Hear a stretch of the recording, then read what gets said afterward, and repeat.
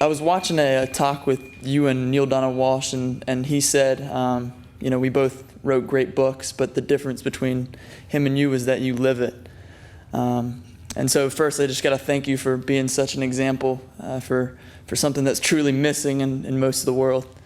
But my question is, what's a day like in the life of Eckhart? It sounds like a bad reality TV show, but yeah. It's not terribly interesting.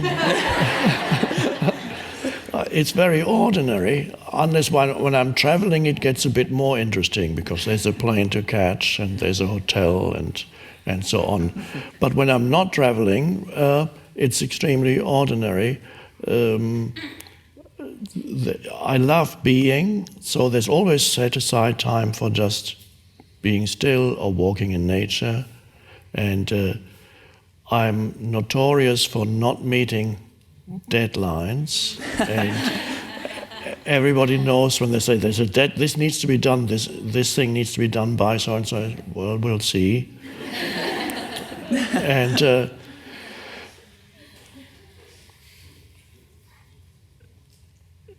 I love night times, so I sometimes don't go to bed until 1:30 or 2 and sleep about 5 hours. And I like little things, going to a cafe, have a coffee somewhere. Nature, as I said, love walking in nature.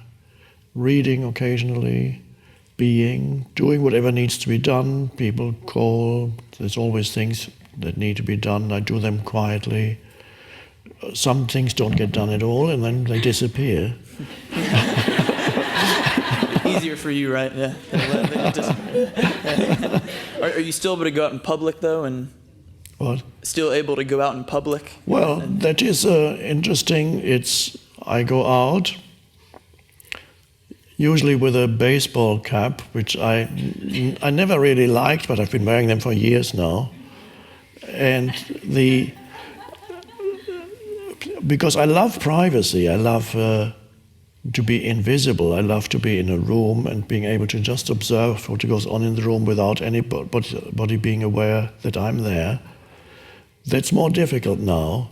So often people come up, even with a baseball cap, they come up and usually it's lovely. They say that it's been so wonderful, my life has changed. It happens almost every day.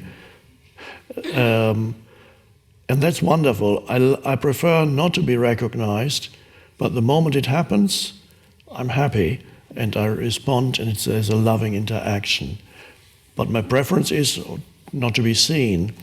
I'm an introvert by nature, so even to go out and give talks was a very strange thing for me. I knew that this is what the universe wanted me to do, or the universe acting through me. So it's things, one surrenders into things and then they're fine.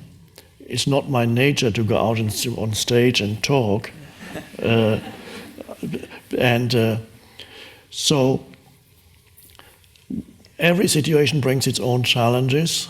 The loss of privacy and so on could be seen as a challenge and requires then surrender to see in this world there are polarities. You gain something here, you lose something there. In the world of polarities on the surface or on the surface level, you experience polarities. The gain here has to be paid for something. So the fact that the teaching has gone out to so many people, that's wonderful. Of course, then, yes, privacy is lost. That need to accept that. Before I had privacy, but very few people were reached by the teaching. Well, I did workshops in the 80s and early 90s. There was one evening talk in England that had been scheduled. Nobody turned up. I was alone, I just sat there. But I had my privacy.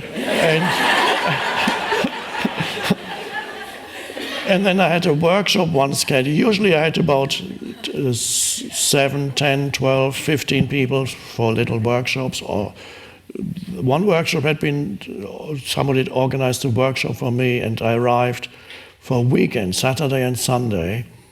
One person turned up, waiting at the door, and said, okay, let's do it. So not that many people were reached, but I was wonderful privacy. So that's how it is. It's simple. I don't live in an ashram where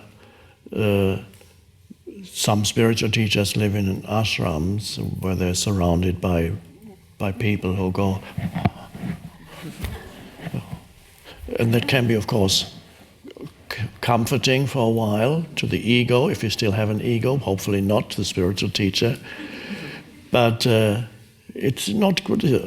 I prefer to be in every normal, everyday life and go to the supermarket and so on. It's not interesting, unfortunately, and not even glamorous, except occasionally when I visit Oprah, then suddenly it's,